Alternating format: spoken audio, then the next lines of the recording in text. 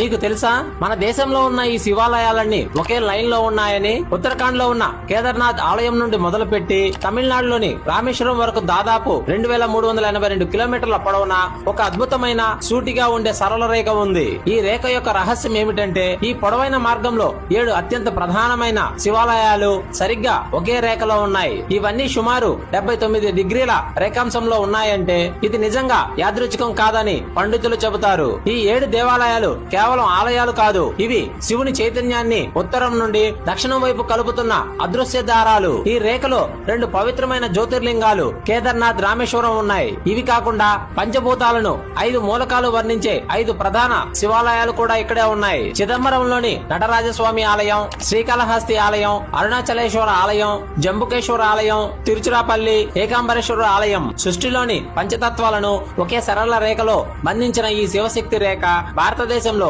ఆధ్యాత్మిక శక్తికి, భౌగోళిక స్థానానికి మధ్య ఉన్న లోతైన సంబంధాన్ని స్పష్టంగా చూపిస్తుంది. ఈ 7 మహా దేవాలయాలు ఒకే సరళ రేఖలో ఉండడం వెనుక ఏదో శక్తివంతమైన రహస్యం దాగి ఉంది. ఫ్రెండ్స్, ఈ వీడియో మీకు నచ్చితే ఓం నమః శివాయ అని కామెంట్ చేయండి.